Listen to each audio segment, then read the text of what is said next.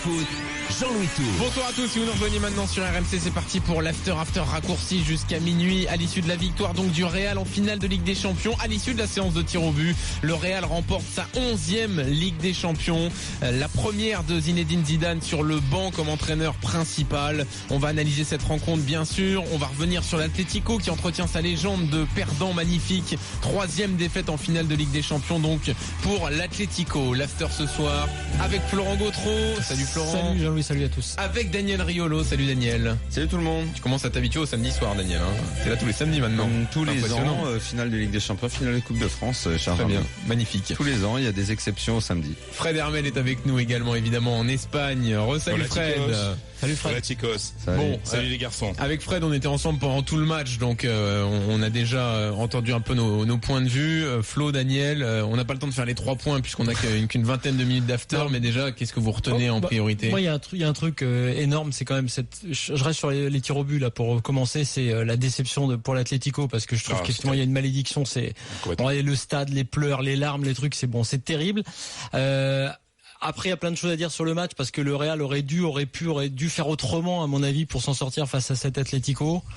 Nous, on disait pendant le match que le coaching, les changements de Zidane, c'est quand même j'ai pas été bluffé effectivement par ce qu'a fait Zidane et puis surtout par le Real lui-même avant l'histoire des changements, par le fait que ce deuxième but, la volonté, la nécessité d'aller mettre ce deuxième but, on n'a pas senti ça, on n'a pas senti la capacité à tuer le match.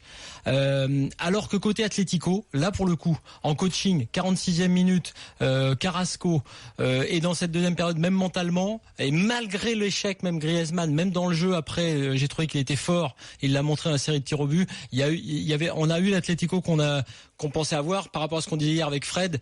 C'est l'Atlético que je pensais voir plutôt en deuxième période, qui fait qu'il n'y a pas un écart aussi énorme. Alors qu'au début, à la 15e minute, j'étais sur ta ligne en disant tiens, il a peut-être raison. Tu vois, on était un peu sur cette balance-là. Mais au final, quand même, c'est quand même le Real qui a décidé de tout. C'est-à-dire que ce Real-là, s'il avait maintenu cette pression du départ, à mon avis, était supérieur ce soir à l'Atlético. C'était mérité le 1-0 largement à la pause. Et puis après, n'ayant pas marqué le deuxième, et n'ayant pas fait les bons choix côté de Zidane aussi, ils sont exposés à pouvoir perdre cette finale. Daniel. Écoute, juste sur la fin de ta phrase, je suis pas d'accord quand tu dis que c'est le Real qui a décidé, parce que je pense, moi, au contraire, que le Real a pas décidé grand-chose dans cette finale complètement ratée, qu'ils ont pourtant gagné, parce que même quand ils ont été très bons, en gros du début du match jusqu'à la 35e, ce qui fait quand même quasi un tiers du match, dans cette partie-là où techniquement ils maîtrisent, où collectivement ils sont au-dessus, on sent que c'est l'Atlético qui rate ce début de finale en étant ce que je m'attendais pas à un jour voir un Atlético timide, mais en étant malmené, méconnaissable, voilà. Dans l'intensité, dans l'impact qu'ils faisaient pas psychologique, je pense qu'ils ont raté l'entrée dans cette finale et que c'est à ce moment-là, parce que moi je regardais, je disais alors est-ce que le Real est vraiment très très fort à ce moment-là ou est-ce que c'est l'Atlético qui ne réussit aucunement son pressing, dont les individualités, quand le collectif est pas rodé, semble moins et le sont moins fortes que celles d'en face. Non, pas les deux, Fred, pas les deux, parce que si c'est les deux, le Real a plus de maîtrise. Le Real ne recule pas quand il mène. Le Real ne démarre pas la seconde période en reculant. Physiquement, après, il y a un moment, tu peux pas tenir le rythme. Non, mais il y avait pas de rythme dans cette finale. Ils ont essayé de défier l'Atlético dans l'intensité. Il n'y avait pas de rythme dans cette finale. Dans cette finale, il y a eu très peu de rythme et très peu d'intensité. Il y a eu très peu d'intensité. Je pense que c'est des équipes qui ont l'habitude de jouer plus souvent. Je crois que les 15 jours sans match, ça leur a mis un peu la tête dedans. Tu dis, ouais. C'est possible. Et je pense que il y a longtemps qu'on n'avait pas eu une finale avec aussi peu de rythme. Elle était intense peut-être psychologiquement parce qu'une finale laisse toujours des traces dans le corps, mais dans le rythme, ces deux équipes-là nous habituent habituellement, surtout l'Atlético, à toute autre chose au niveau du pressing, au niveau de l'intensité. Et je crois que c'est l'Atlético qui a été pas bon au départ, qui a repris le dessus en seconde période, qui a dicté cette rencontre, qui même dans sa prolongation où le Real est cramé, ils ont la moitié des joueurs qui sont sous crampe, l'Atlético n'a pas réussi à passer au-dessus. Donc je crois que c'est l'Atlético qui a eu les cartes en main finalement, des mauvaises cartes, puis des bonnes cartes, et qui est passé à côté de son sacre attendu, parce que perso, j'aurais aimé que ça change parce que voilà, le Real 11 fois, une de plus, une de moins, je pense pas que ça leur aurait fait autant de mal que ça fait ce soir du mal aux supporters de l'Atlético. Et surtout pour un club aussi beau, ils en ont remporté tellement des plus belles que celle-là, ils auraient pu la laisser aux voisins vu comme elle était moche. Excuse-moi, comme tu veux, au mois de janvier, ils étaient déjà en train de penser à la saison prochaine. Alors, je peux te dire que celle-là elle a un bon goût aussi pour le Real. Mais évidemment qu'elle a un bon goût, forcément. Mais je veux dire, ce club en a remporté la manière. Ouais. Voilà. Yannick est avec nous. Je voudrais lui donner la parole au 32-16 supporter du Real. Salut Yannick. Bonsoir messieurs. Salut Yannick. Bon, t'es aux anges, là, il pleure, Griezmann. Il pleure comme après France-Allemagne. Je suis très content, bien sûr. Après, effectivement, ça n'a pas forcément la même saveur que celle d'avant, parce que ça faisait longtemps qu'on l'avait pas gagné avant, mais là. C'est vrai, bien dit. Écoutez, 5 Ligues des Champions, 11 Ligues des Champions. Moi, de mon vivant, j'en ai vu 5 en tant que supporter. C'est quand même, il n'y a aucun supporter qui peut dire la même chose. 5 Ligues des Champions. C'est sûr. Et je veux dire, là, après, moi, là où Daniel, t'as pas reconnu l'Atlético, moi, si tu veux, tu sais pourquoi? Parce que le Real a marqué assez tôt dans la partie. Et l'Atlético, après, on leur a dit, écoutez, maintenant, vous voulez venir jouer? C'est à vous de faire le jeu. Et ça, ils savent pas faire. C'est vrai, mais c'est pas le Real que je croyais transformé par la venue de Zidane qui doit jouer de cette façon-là. Mais donc, alors, qu'on arrête une fois pour toutes de nous vendre cette sauce-là. Il a juste eu une équipe qui l'a suivi, qui est à bloc derrière, mais tactiquement, il n'y a rien de plus que ce qu'il y avait avant. Et c'est un Real qui est moins beau que celui de 2014, c'est un Real qui est moins beau que celui de 2002, moins beau que celui de 2000, de tous les titres. Allez, on va dire qu'il est comme celui de 98 pour ce qui est des finales remportées. Le temps viendra et ce Real s'améliorera. Peut-être, j'en suis sûr, mais qu'on ne mette pas ça cette saison du Real sous le changement était important parce que sinon le Real elle est dans le mur. Il y a un donc truc, il fallait bien qu'il y ait un changement. Sur le changement qui est important, il faut le dire. Zidane, ce sera sa réussite quand même parce que ce qu'il a fait, ce qu'il a dit et la façon dont il s'impose, y compris quand on le voit là au centre du groupe, c'est le fameux nouveau Zidane qui est là et qui est quand même un vrai coach. C'est une chose. Après tactiquement, je suis d'accord avec Daniel. En revanche, bon choix tactique du président. Parce que là pour le coup parce qu'à ce moment-là assez tôt dans la saison et pour arriver au final comme le dit Fred à se récupérer au point de remporter une 11e Ligue des Champions, une 11e Coupe des Champions, là c'est fort quand même, là faut reconnaître que là c'est bon. Après si je peux me permettre, il faut pas trop se tromper sur Zidane, c'est que tout le monde s'attend à ce que Zidane, son football d'entraîneur soit un football un peu champagne et tout ça, mais je pense que Zidane, pour ce qu'on a vu comme contre Manchester City, c'est pareil, c'est du football à l'italienne, c'est-à-dire que à partir du moment où tu es qualifié, ou alors à partir du moment où tu gagnes, tu vas pas forcément aller chercher à mettre le 2e, le 3e but. Là où je suis d'accord, c'est ce que je voulais dire à Daniel tout à l'heure sur le fait que le Real a eu les cartes en main. Parce que ce que je veux dire, c'est que dans cette première période qui pour moi est fondamentale, c'est-à-dire que ce Real-là peut mener 2-0 à la pause sans trop de problèmes, entre guillemets, et là c'est très compliqué de revenir, c'est plus le même match. Et je suis entièrement d'accord avec toi. C'est Cédric, c'est ça? Yannick, pardon, excuse-moi. Yannick, parce que je pense qu'effectivement, il n'y a pas encore, ou je sais pas, Fred peut nous le dire aussi, cette culture, tu sais, du deuxième but. J'ai pas eu la sensation qu'ils étaient totalement sur ce truc-là. Donc je dis pas qu'ils n'ont pas voulu le marquer, mais et après une fois qu'ils ont reculé, et alors en prolongation, physiquement, pour le coup. J'ai été surpris de voir le Real aussi faible. Ouais. Là, mais c'est peut-être là aussi où on peut revenir sur les changements. Physiquement, j'ai les crampes. La plupart des joueurs sous crampes, c'était beaucoup de joueurs. Et assez tôt, assez tôt, à la 80e, t'étais pas au bout de la prolongation. Les changements, tous les 3 faits à la 75e, 1 pour remplacer un blessé. Ok, les 2 autres. Je les comprends pas, je vois pas ce qui justifie la sortie de Benzema au moment où il le sort, la sortie de Kroos au moment où Kroos sort. Que Benzema est fatigué, que Benzema fait un gros travail seul devant, de pivot. Mais Benzema est pas. Ça fait 15 jours que le mec joue pas. Benzema qui a des jambes, t'as envie pendant après. Je comprends pas trop pourquoi. Non mais en soi, et c'est ce qu'on disait pendant le match, c'est Ronaldo celui que tu dois sortir. Mais Ronaldo il peut pas sortir. Ah oui, mais c'est ce qu'on m'a expliqué.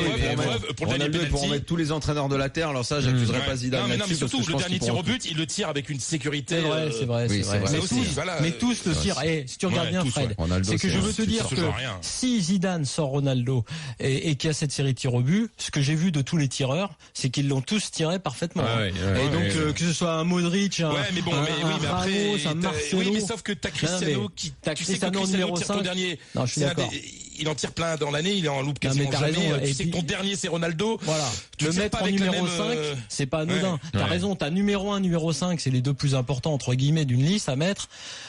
Tu mets d'ailleurs Griezmann numéro 1 très fort aussi à ce niveau-là. C'est son le débat. Ronaldo ça sort pas. Merci Yannick d'être venu au 32-16. On t'envoie le livre, on t'envoie le carré magique, le livre de Patrick Lemoine. Salut Yannick, à bientôt. Sur le reste du match, sur Griezmann, le fait qu'il revienne tirer, effectivement, donc force mentale énorme, parce que la force mentale, justement, il l'a pas eu au moment de son tir, où il force, où il essaie de frapper fort et il a moins de confiance qu'à l'accoutumée. Et à l'apprentissage, Griezmann il est en train, mais à vitesse grand V, de faire son apprentissage du plus haut niveau. Quart de finale de Coupe du Monde. Moi, j'aime bien la réaction. C'est-à-dire qu'en quart de finale, lui, il était effondré d'avoir perdu. Là, il est évidemment effondré. Sauf que il marque contre Neuer un but face à face décisif. Ça, c'est de l'attaquant qui a progressé. Il rate ce péno parce que surcroît de pression, il change, il fait pas comme d'habitude. Mais dans le reste de la deuxième période, je regardais son attitude, son body language. Il change pas. Ouais, il est là, froid. Il va tirer le premier tir au but. Là, il est vraiment, c'est ça, c'est terrible parce qu'il pleure encore. Là, on l'a vu en larmes, mais il est en train de prendre vraiment une grande dimension, quoi. Ouais.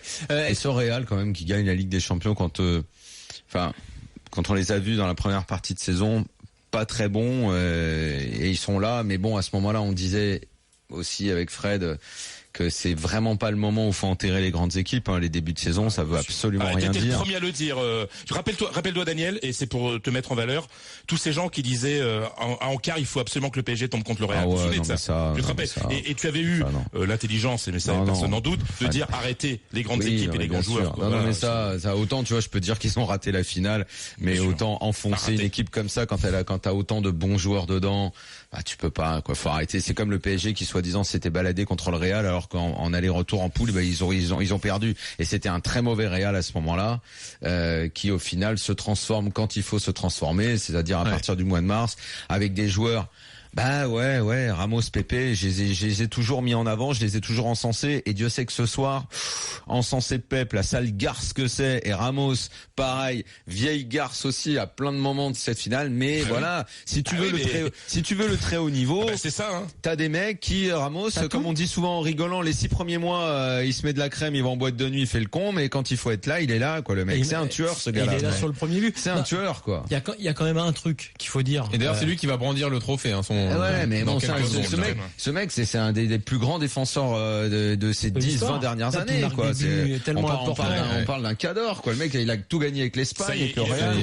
Ouais, exactement. Sergio Ramos qui brandit la Ligue des Champions, donc la deuxième de sa carrière, donc.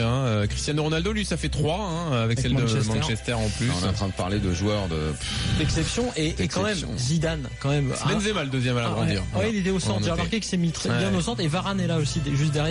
Il y a quand même un mot sur Zidane.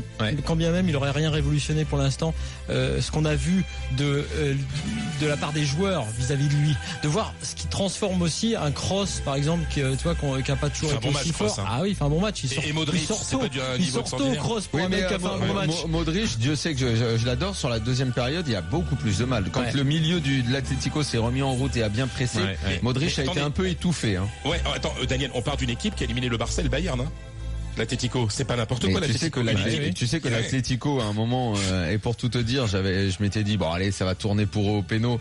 J'avais un petit peu anticipé ce que j'allais dire et je m'étais dit t'as une équipe qui sort le Barça, le Bayern, le Real, ça fait un sacré champion. Donc bon, j'aurais pas pu dire cette phrase parce que ça a pas tourné au péno, mais non, pas oui, comme tu dis. Je veux dire, un mot quand même par rapport parce qu'on est rentré dans le débat tactique. Torres triste comme ça. C'est Zidane. Je te jure Fred, vraiment j'avais envie que l'Atlético gagne. Un mot sur Zidane quand même parce que Zidane, qu'on soit d'accord ou pas avec ce qu'il a fait tactiquement. Non, mais ce que je veux dire c'est sur le. Que ça pendant 3 semaines. Bah oui, mais il faut quand même qu'on le dise dans l'after parce que sinon on va dire que tu vois on passe notre temps à ne cibler que le moment où il a pas fait les bons changements, les machins. Il faut quand même voir que dans la prise en main du vestiaire, dans cette nouvelle carrière qui s'annonce, il y a quand même un destin. Il y a quand même des gens qui ont un destin différent des autres. Bien sûr. Et il a un destin différent des autres. Comme disait coach Courbis, c'est sa 3e Ligue des Champions. Une en joueur, une en entraîneur principal et une en adjoint. Donc c'est quand même pas rien. Non, mais là-dessus il y a pas de problème. Maintenant, quand on parlera des Comme j'ai souvent dit, ce gars-là est en train de démarrer. Et c'est le premier entraîneur français à gagner la Ligue des Champions quand même, on l'a pas dit encore. Le deuxième après Lénion Herrera. Oui. Qu'est-ce que c'est cette nouvelle légende de voir Lénion Herrera partout maintenant dans les palmarès? C'est quoi ces conneries? Non, il se trouve tout simplement qu'il a été naturalisé français après. On la connaît l'histoire, mais c'est du bidon. C'est tout. C'est absolument bidon. C'est bidon, mais il y a plein de gens qui te rappellent que c'est dans l'équipe tout nommé. Je comprends. Bon, bref, passons là-dessus. Parce qu'il reste qu'une minute, donc. Oui, bon, alors oui, ça va être très compliqué de conclure. Oui, Zidane, voilà. C'est bien. Zidane, voilà. C'est le meilleur avis de rancher de l'histoire. Non, mais sérieux. Sa carrière d'entraîneur va être beaucoup plus longue que celle de joueur. Il a démarré d'une façon extraordinaire, en n'ayant pas encore montré ce qu'il était capable de faire en tant que tacticien, mais en tant que meneur d'hommes, ça je ne doutais pas, parce que ça je l'ai toujours dit. Il a appris auprès des plus grands, il a eu l'humilité de commencer doucement. Ça je l'ai déjà dit, je le répète. Maintenant, la prochaine étape viendra plus loin, c'est-à-dire la durée. Quand t'es entraîneur, c'est compliqué. Il y en a plein qui ont fait des choses fantastiques, qui ont eu des baisses de niveau, qui sont revenus. Voilà. Mais le plus dur commence pour lui, mais démarre de façon admirable. Très bien. Il commence avec une équipe qui va pouvoir monter et il va pouvoir organiser sa pré-saison et faire une vraie saison. Et là, on verra le jeu. Fred, merci. Bonne soirée. Tu peux sortir fêter ça, évidemment. Florent, merci. Non, bien sûr que non, Fred. Daniel, merci. L'after revient. On revient demain. Bah, bien sûr, l'after c'est tous les jours. Et même s'il n'y a plus de foot de club, c'était le dernier match ce soir. Les matchs de préparation. Lundi, France-Cameroun. La prépa à l'Euro. Et l'Euro en intégralité sur RMC, bien sûr. On va pas vous lâcher comme ça. Bonne nuit à tous. Je suis dans la meilleure équipe du monde. Je veux juste essayer de gagner des titres avec cette équipe. Cristiano Ronaldo qui s'élance, qui frappe et qui marque. Le Real de Zidane est champion d'Europe. Le Real de Zidane est champion d'Europe. Cristiano.